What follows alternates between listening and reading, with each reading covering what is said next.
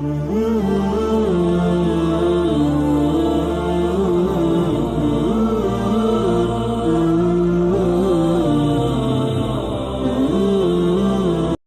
علیکم ورحمۃ اللہ وبرکاتہ۔ الحمد للہ نحمده ونستعینه ونستغفره ونؤمن به ونتوکل علیہ ونعوذ باللہ من شرور انفسنا ومن سیئات اعمالنا من يهده الله فلا مضل له ومن يضلله فلا هادي له ونشهد أن لا إله إلا الله وحده لا شريك له ونشهد أن سيدنا ومولانا محمدا عبده ورسوله أما بعد فأعوذ بالله من الشيطان الرجيم بسم الله الرحمن الرحيم إنما الصدقات للفقراء والمساكين والعاملين عليها والمؤلفة قلوبهم وفي الرقاب والغارمين وفي سبيل الله وابن السبيل فريضة من الله والله عليم حكيم صدق الله مولانا العظيم وصدق رسوله النبي الكريم ونحن على ذلك لمن الشاهدين والشاكرين والحمد لله رب العالمين۔ میرے محترم دوستوں اور بزرگوں، یہ اللہ تعالیٰ کا لاکھ لاکھ شکر ہے کہ اللہ تعالیٰ نے ہمارے اوپر کچھ احکامات کو فرض قرار دیا کہ وہ فرض ہونے کی وجہ سے ہم عمل بھی کر لیتے ہیں، عمل کرنا آسان بھی ہو جاتا ہے اور اس پر اللہ تعالیٰ ثواب بھی عطا فرماتے ہیں۔ یہ اللہ تعالیٰ کا محض فضل ہے کہ اللہ تعالیٰ بندے کو نوازنا چاہتے ہیں۔ تو جہاں بہت سی عبادات احکامات فرض کیے ہیں، ان میں سے ایک زکوٰۃ ہے،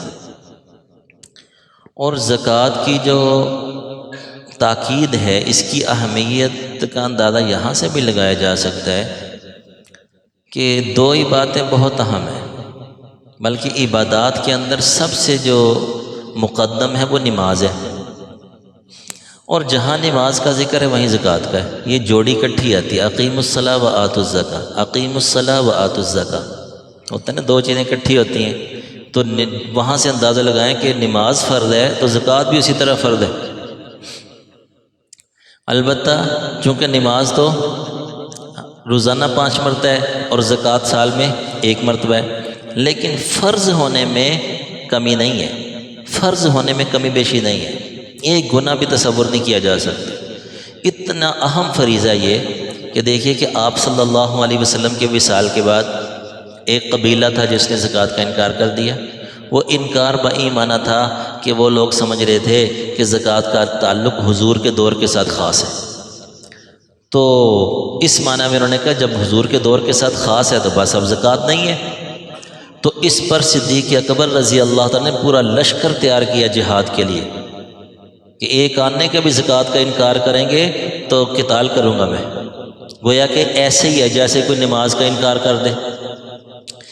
تو یہ فرض ہونے میں ایسا ہے کہ اگر کوئی بندہ نعوذ باللہ من ذالک زکوٰۃ کا منکر ہو جائے تو وہ کافر ہو جاتا ہے۔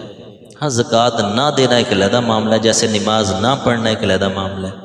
نماز نہ پڑھے تو فاسق ہے، لیکن نماز کا انکار کر دے تو وہ کافر ہے۔ اسی طرح زکوٰۃ نہ دے تو وہ فاسق ہے، لیکن زکوٰۃ کا انکار ہی کر دے تو وہ دائرہ اسلام سے خارج ہے۔ تو بہرحال چونکہ یہ سال میں 1 مرتبہ زکوٰۃ آتی ہے، تو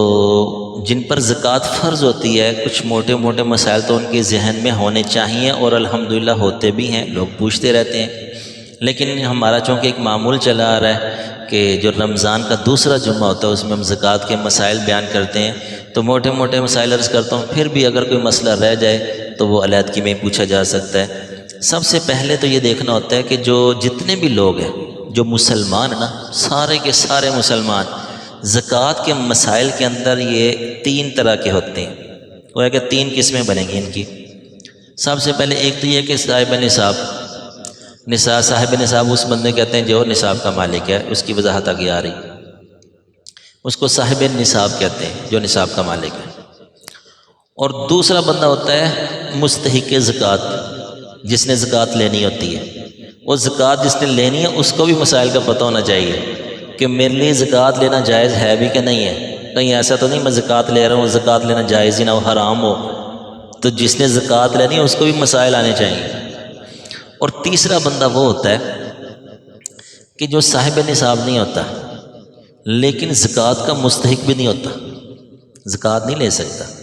زکوٰۃ فرض بھی نہیں ہے اس پر اور زکوٰۃ لے بھی نہیں سکتا۔ یہ تیسرا بندہ ہوتا ہے۔ یہ وہ بندہ ہوتا ہے جس پر صدقہ فطر واجب ہوتا ہے۔ اب یہ صدقہ فطر کا نصاب اور زکوٰۃ کا نصاب تھوڑا سا مختلف ہے۔ تو بعض اوقات ایسا ہوتا ہے کہ ایک بندے پر صدقہ فطر تو آ رہا ہوتا ہے لیکن زکوٰۃ نہیں آ رہی ہوتی۔ اب زکوٰۃ کا جو نصاب ہے کہ وہ سونا، چاندی، نقدی اور مال تجارت، یہ چار چیزیں، اگرچہ وہ کچھ زرعی پیداوار کے متعلق عشر وغیرہ وہ ایک علیحدہ معاملہ ہے، یا اس طرح جو مویشی ہوتے ہیں، جانور ہوتے ہیں، ان کی علیحدہ زکوٰۃ ہوتی ہے، اور وہ چونکہ ہمارے معاشرے میں ایک مخصوص طبقہ ہے، اور وہ بھی جو شرائط ہے نا مویشیوں کی جن پر زکوٰۃ آتی ہے، وہ شرائط بھی آج کل نہیں پائی جاتی، کیونکہ ہر بندے کی اپنی زمین ہے، اب وہ اپنا اپنا چارہ ڈالتے ہیں، تو اس وجہ سے وہ ایک علیحدہ معاملات ہیں، ان کو ہم ڈسکس نہیں کرتے۔ صرف جو عام طور سے رائج ہیں وہ چار قسم کے ہوتے ہیں: سونا، چاندی، نقدی اور مال تجارت۔ یہ چار چیزیں ہوتی ہیں جن پر زکوٰۃ آتی ہے، اور اس میں بھی یہ چاروں چیزیں یا دو چیزیں یا تین چیزیں ملا کر 52.5 تلے چاندی کی مالیت، اس کی قیمت، کہ جیسے کل کا جو ریٹ تھا وہ تھا 6,03,750 چاندی کا، یہ کل کا ریٹ تھا۔ آج کا بھی دیکھ لیا جائے کیونکہ چاندی روزانہ نہیں، وہ اس میں بہت زیادہ تفاوت آ رہا ہے، فرق آ رہا ہے، تو یہ تقریباً اس کے قریب ہی ریٹ چل رہا ہے 6,03,750۔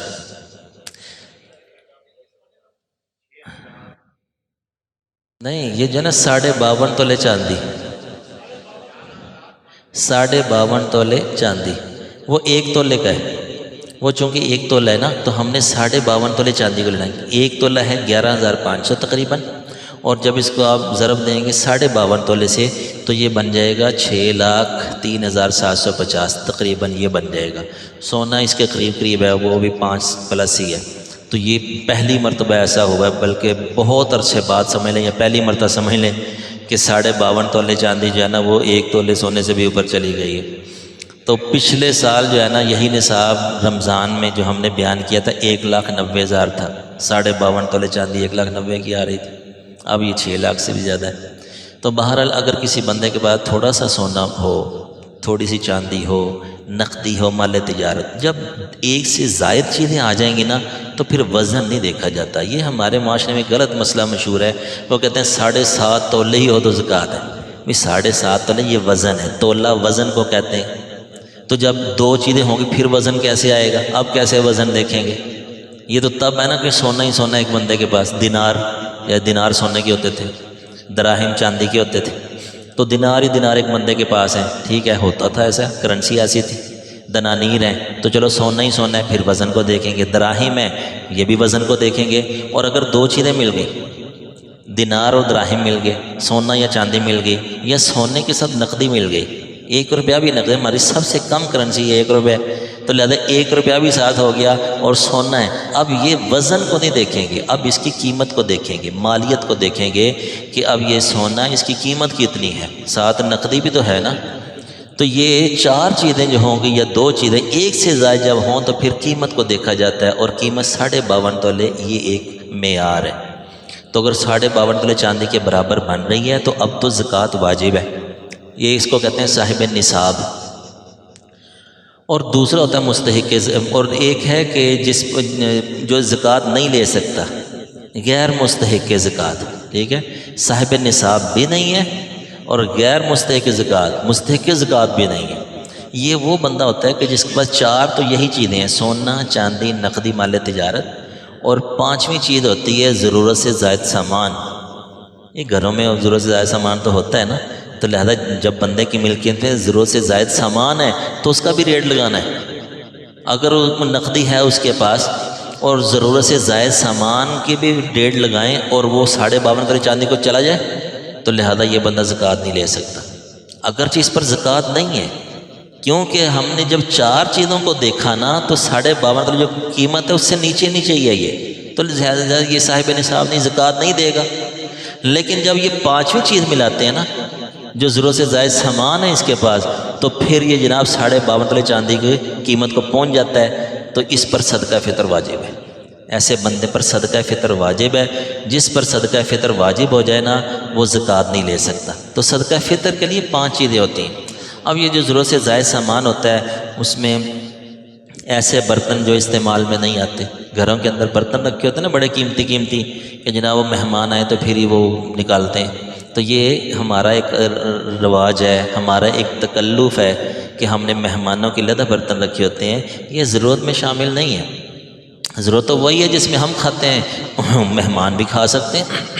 اور صحابہ کرام کی زندگیاں بھی تکلف سے خالی تھی، وہی برتن ہوتے تھے جس میں خود کھاتے تھے، اسی میں مہمان کھاتے تھے۔ تو یہ تو ہمارا ایک رواج ہے کہ جناب جو ہے نا مہمانوں کو علیحدہ برتن ہوتے ہیں، تو یہ ضرورت سے زائد چیز ہے، اور یہ بڑے قیمتی سیٹ ہوتے ہیں جو کبھی کبھی نکلتے ہیں، یہ ان کی بات کر رہا ہوں۔ اور اگر جو روزمرہ میں استعمال ہوتے رہتے ہیں وہ چاہے جتنے بھی قیمتی ہوں وہ ضرورت کے برتن ہیں۔ اور اسی طرح جو خالی پلاٹ کسی نے لے کر رکھے ہوئے ہیں یہ بھی ضرورت سے زائد ہیں، یعنی یہ 5ویں چیز میں دیکھیں گے۔ وہ علیحدہ بات ہے کہ خالی پلاٹ کی زکوٰۃ آئے گی کہ نہیں، وہ ایک مسئلہ علیحدہ ہے، وہ آگے میں عرض کرتا ہوں۔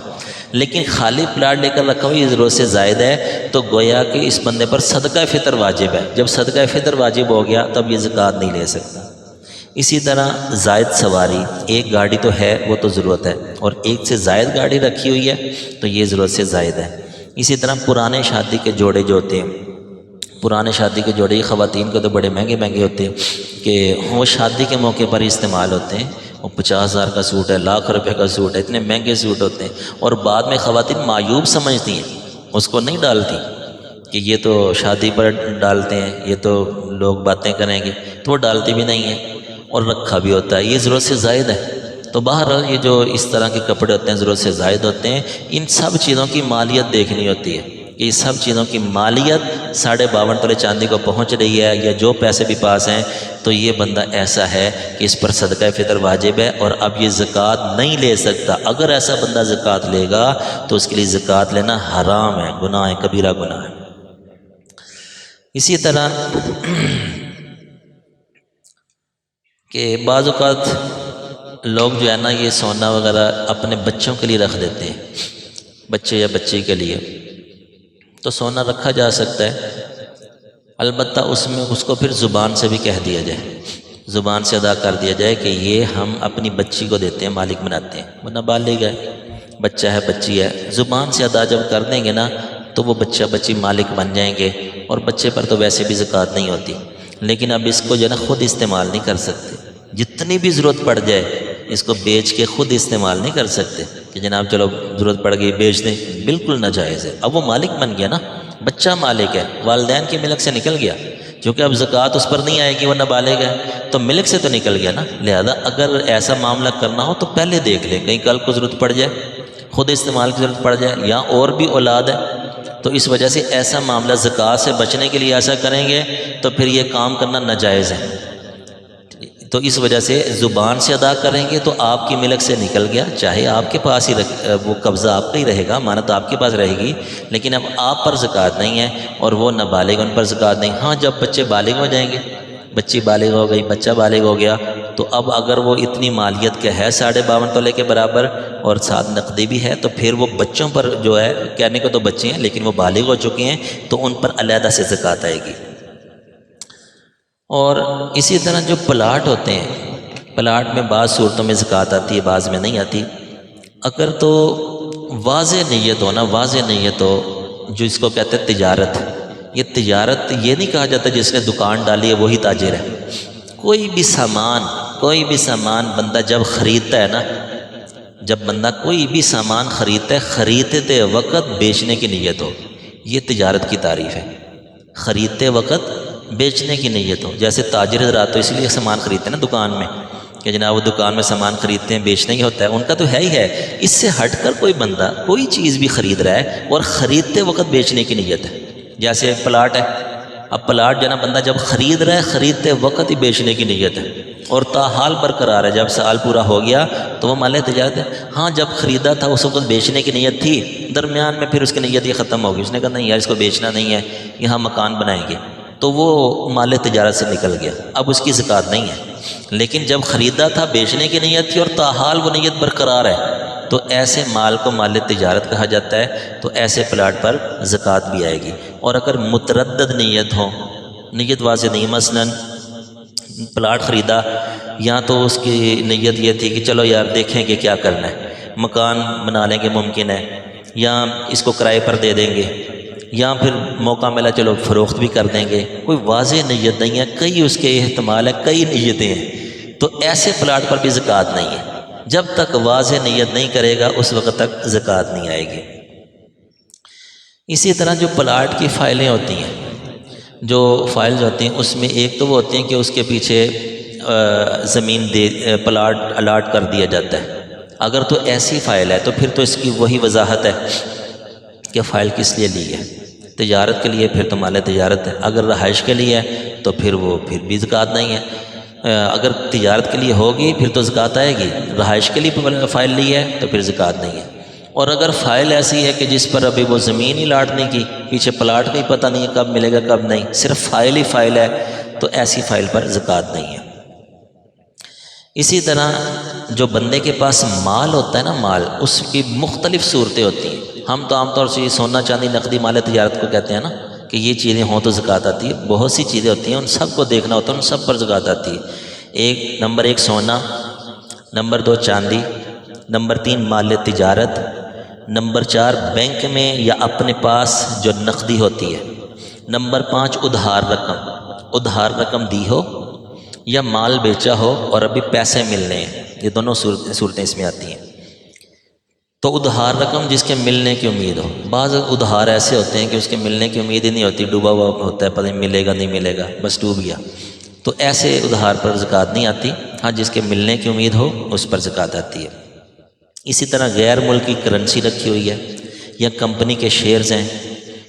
یا کسی کے پاس اپنی امانت رکھوائی ہوئی ہے، یا اسی طرح کمیٹی میں اپنی جمع شدہ رقم، کمیٹی جا چکی ہے ابھی نکلی نہیں ہے، کمیٹی جا چکی، جتنی کمیٹیاں جا چکی ہیں اس کو بھی اس میں ایڈ کریں گے، ان کی بھی زکوٰۃ آئے گی۔ یا اسی طرح خام مال ہے جیسے کاغذ وغیرہ، یا اس سے تیار شدہ مال جیسے کاپی رجسٹر وغیرہ، تو یہ سارے مال وہ ہیں، یہ سب پر زکوٰۃ آتی ہے۔ یہ ساری چیزیں بندہ ایڈ کری، 10 11 12 بنتی ہیں یہ، بلکہ جو ہے نا وہ فارم بھی ہم نے بنایا ہوا ہے کہ اس میں کچھ 12 13 14 چیزیں ہیں کہ وہ بندہ اس میں پر کر لے کہ یہ نقدی اتنی ہے، سونا اتنا ہے، چاندی اتنی ہے، ٹھیک ہے، اور ادھار اتنے پیسے لینے ہیں، 12 14 چیزیں وہاں رقم لکھے، اور وہ چیزیں کہ جن پر زکوٰۃ نہیں ہے، کہ جیسے جو ہے نا ملازمین کی تنخواہیں آ گئی ہیں تو اس کو مائنس کر لے، جو یوٹیلٹی بلز آ چکے ہیں ان کو مائنس کر لے، وہ بھی 3 4 چیزیں بنتی ہیں، یا ادھار کسی کا دینا ہے وہ بھی مائنس کر لے، تو یہ پلس مائنس کرنے کے بعد جتنی رقم بنے گی اس کا 2.5% پر زکوٰۃ آتی ہے۔ اسی طرح جو جن چیزوں پر زکوٰۃ نہیں آتی اس میں ایک تو رہائشی مکان ہے، اور اس طرح کرائے پر دیا ہوا مکان ہے، کرائے پر دی ہوئی دکان ہے تو اس پر بھی زکوٰۃ نہیں آتی،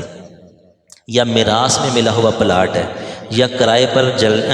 پر چلنے والی گاڑیاں ہیں ان پر بھی زکوٰۃ نہیں ہے، یا واپس نہ ملنے والا قرض دیا واپس ملنے کی امید نہیں ہے، ایسے پر بھی زکوٰۃ نہیں ہے۔ اب یہ جو زکوٰۃ ہوتی ہے ایک تو 2.5% دینی ہوتی ہے، اور اس میں جو ہے نا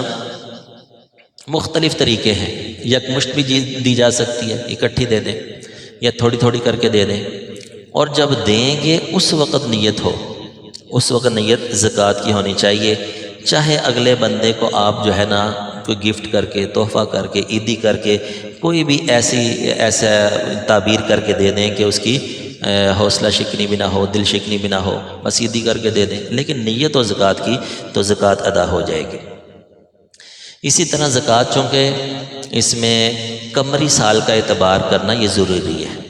کہ مثلا کسی نے 1 رمضان رکھا ہوا ہے تو 1 رمضان کو ہی زکوٰۃ دے گا، جو اس نے طے کیا ہوا ہے۔ اصل تو ہوتا ہے کہ جب بندہ صاحب نصاب بنے وہ تاریخ نوٹ کر لینی چاہیے، لیکن ہمارے معاشرے میں ایسے بہت سے لوگ ہیں ان کو یہ تاریخ کوئی نہیں یاد ہوتی، تو اس کو یہ پتہ ہوتا ہے زکوٰۃ آتی ہے، تو ایک تاریخ طے کرنا ضروری ہے قمری سال سے۔ اگر کوئی بندہ کہتا ہے کہ یار قمری سال سے تاریخ طے کرنا مشکل ہے میرے لیے، میں شمسی اعتبار سے دوں گا، تو پھر شمسی اعتبار سے 2.5% نہیں 2.6 نکالے گا۔ مثلا اس نے تاریخ میں 1 جنوری کو زکوٰۃ دیا کروں گا، تو لہذا 1 جنوری کو اب وہ 2.5 نہیں دے گا، 2.6 دے گا، یعنی 1 لاکھ کے پیچھے 2600 روپیہ دے گا۔ قمری سال کے اعتبار سے اگر رکھے گا تو 1 لاکھ کے پیچھے 2500 روپیہ، 2500 روپئے۔ اور اگر وہ کہتا نہیں شمسی سال کے اعتبار سے دینی ہے تو 1 لاکھ کے پیچھے 2600 روپئے۔ بہرحال یہ کچھ موٹے موٹے مسائل میں نے عرض کر دیے، مسائل تو بہت زیادہ ہیں، ہر بندہ اپنے حیثیت سے دیکھ لے، کوئی مسئلہ رہ گیا ہو تو وہ علیحدگی میں پوچھ لیں، جو کہا سنا اللہ تعالیٰ اس کو سمجھنے، اس پر عمل کرنے کی توفیق عطا فرمائے۔ وآخر دعوانا الحمدللہ رب العالمین۔